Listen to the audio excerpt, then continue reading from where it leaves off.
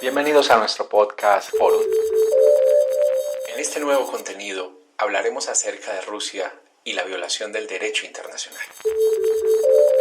Ante las violaciones a los derechos humanos que presenciamos a través de redes sociales, reportajes de prensa, surge cada vez más la idea de que Rusia deba responder por sus infracciones a los derechos humanos ante un tribunal internacional. Al efecto, nos acompaña el profesor de Derechos Humanos y Derecho Penal Internacional, Richard Stevens Molina. Cuando se piensa en el juzgamiento a la violación de los derechos humanos, específicamente en el ámbito de las confrontaciones armadas, surge inmediatamente la figura de la Corte Penal Internacional. Profesor Richard, le propongo que revisemos el origen de esta institución. La Corte Penal Internacional nace de la Conferencia de Roma que tuvo lugar entre el 15 de junio al 17 de julio de 1998. La finalización de esta conferencia tuvo como tal la aprobación del Estatuto de Roma, que permite el funcionamiento jurídico de la Corte Penal Internacional. Para aquella época, el secretario general de las Naciones Unidas, el señor Kofi Annan, consideró que la creación de la CPI sería un regalo de esperanza para las generaciones futuras. La filosofía del Estatuto de Roma y de la Corte Penal Internacional, al tenor de las palabras del señor Kofi Annan, se resumen en lo siguiente. Este tribunal internacional juzgaría las conductas punibles más reprochables al interior de lo que se considera como comunidad internacional. Es decir, la CPI juzgará los crímenes que atentan contra las categorías axiológicas, los valores de todas las civilizaciones, de todos los pueblos y de todas las gentes que son comunes entre sí. ¿Cuáles son entonces estos crímenes internacionales? Los mentados crímenes son el crimen de genocidio, el crimen de agresión, los crímenes de guerra y los crímenes de lesa humanidad. Ahora creo conveniente detenernos a revisar si la Corte Penal Internacional posee una competencia real para juzgar los actos provocados por Rusia. Así las cosas, la relación entre este conflicto armado suscitado entre Ucrania y la República Federal de Rusia, al tenor del artículo 5 del Estatuto de Roma, se resume en que esta colisión bélica podría revestir crímenes internacionales. Esto se justifica en la medida en que los medios de comunicación occidentales y las redes sociales han recopilado en tiempo real las diferentes actuaciones de las tropas rusas y ucranianas en territorio ucraniano. Se ha dicho entonces que se ha bombardeado hospitales, se han bombardeado teatros con civiles en su interior, que se han encontrado cientos de personas en fosas comunes, que se han encontrado personas ajusticiadas. Teniendo en cuenta estos relatos y esta recopilación de información de los medios de comunicación, la Corte Penal Internacional, al tenor de ese Estatuto de Roma, puede entrar a investigar, juzgar y sancionar tales crímenes según ciertas circunstancias en específico. Para ello, entonces, es necesario entender que la Corte Penal Internacional no posee en sí misma una jurisdicción universal. ¿Qué quiere decir esto? La Corte Penal Internacional no puede juzgar crímenes internacionales en todo el mundo. Solamente puede juzgar tales conductas reprochables de aquellos estados que han firmado y ratificado ese Estatuto de Roma. ¿Cuál es el asunto? Que en el caso de Rusia, este país se retiró del Estatuto de Roma en el 2016 y en el caso de Ucrania solo lo firmó, pero no lo ratificó. Es decir, Ucrania se comprometió a incorporar el Estatuto de Roma en su derecho interno, pero no lo hizo. Entonces, ¿por qué se dice en los medios de comunicación que el fiscal de la Corte Penal Internacional entrará a evaluar si existen o no crímenes internacionales en Ucrania? Esto es posible a partir de unas características del estatuto que están consagradas en el artículo 12, 13 y 14. ¿Cómo se manifiesta ello? Dice el Estatuto de Roma que si un país parte, es decir, que haya firmado y ratificado el Estatuto de Roma, le solicita a la Fiscalía de la Corte Penal Internacional que investigue estos crímenes de un país que solo lo haya firmado, lo podría realizar.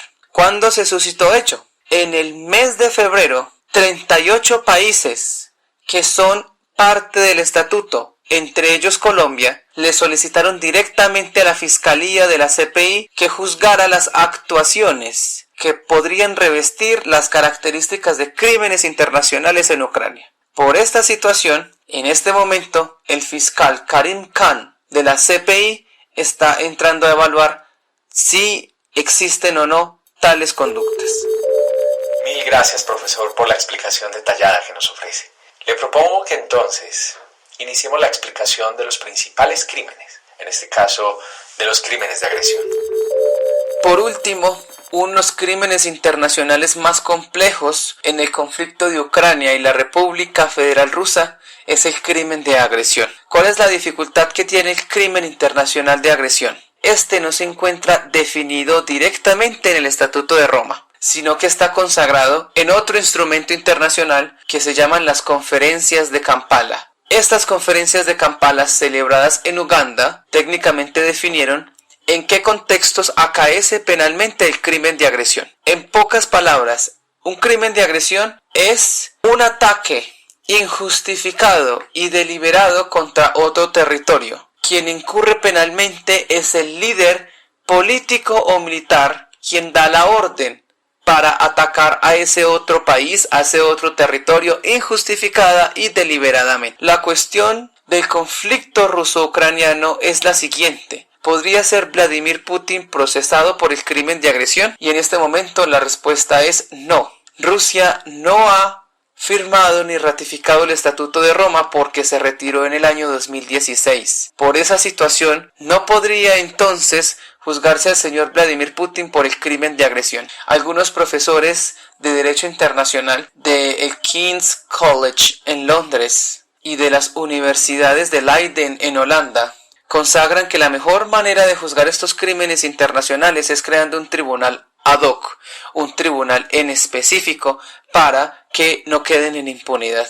Específicamente en el crimen de agresión funciona más la diplomacia que el derecho internacional mismo, porque no es posible, en cierta manera, que la Corte Penal Internacional juzgue a Vladimir Putin si ni siquiera tiene los mecanismos jurídicos para ello. Y tampoco la CPI tiene los mecanismos coercitivos o los mecanismos policiales para arrestar a quienes estén incurriendo en estos crímenes. Rusia probablemente no entregará a los soldados quienes hayan cometido tales atrocidades. Así las cosas, el Estatuto de Roma, por más esperanza para las futuras generaciones que haya sido concebido por Kofi Annan, tiene muchísimas limitaciones en este tipo de conflictos. Dentro de los hechos que más han marcado la historia de la humanidad están los que constituyen el genocidio. Detengámonos a explicar esta difícil categoría que se pone en el marco del derecho internacional. Respecto al crimen de genocidio, hay que tener en cuenta que este crimen internacional exige el propósito de exterminio, es decir, debe acreditarse por la Corte Penal Internacional si las tropas rusas o las tropas ucranianas manifestaron ese elemento volitivo, esa voluntad, ese propósito de exterminar a un grupo étnico, racial, nacional o político por estas características. ¿Cuál es el asunto? Que los medios de comunicación confunden el crimen de guerra, el crimen de lesa humanidad y el crimen de genocidio como si fueran una sola característica. Pero en el caso del genocidio necesita acreditarse si ese propósito de exterminio que se está dando sobre poblaciones enteras acaece por esa característica especial, si es, repito, racial, étnica, nacional, política o religiosa. En el caso de lo que se habló por parte de Vladimir Putin, su intervención militar estaba justificada porque en el área este de Ucrania, las tropas ucranianas estaban exterminando a poblaciones enteras, supuestamente por pertenecer a la facción prorrusa y hablar la lengua rusa. En este momento la Corte Internacional de Justicia está definiendo si realmente la definición de genocidio permite jurídicamente una intervención militar. Todos estamos presenciando la manera como se bombardean centros educativos, hospitales o cómo se denuncian constantemente hostilidades por parte de los combatientes. Detengámonos entonces a explorar la categoría de los crímenes de guerra. Debido a la información suministrada por los medios de comunicación occidentales, se habla de la comisión de diferentes crímenes internacionales, entre ellos de los crímenes de guerra. ¿Qué es un crimen de guerra? Según el Estatuto de Roma, un crimen de guerra es aquella conducta cometida por personas que son combatientes, que utilizan armas, que hacen parte directa de las hostilidades y que violan los convenios de Ginebra de 1949 y sus protocolos adicionales. En palabras más sencillas, un crimen de guerra es la violación al derecho internacional humanitario, porque hasta incluso los conflictos armados tienen límites. En el caso del conflicto armado entre Rusia y Ucrania, se considera como presunto crimen de guerra el bombardeo hacia hospitales en lugares como Mariupol, bombardeos a teatros como se suscitó en esta misma localidad. ¿Por qué son considerados entonces como presuntos crímenes de guerra? Porque el derecho internacional humanitario consagra un principio denominado el principio de distinción. Los combatientes tienen que identificar quiénes participan directamente en el conflicto y quienes son eminentemente civiles. Y su protección es que los civiles no pueden ser heridos ni pueden ser parte de esas hostilidades. Teniendo en cuenta lo anterior, se está analizando por la CPI si se cometió el crimen internacional de guerra. Se habla también de el crimen internacional de perfidia. ¿Qué es la perfidia? Es engañar al enemigo utilizando emblemas de organismos internacionales como la Cruz Roja, como Naciones Unidas, que tienen un estatus de neutralidad.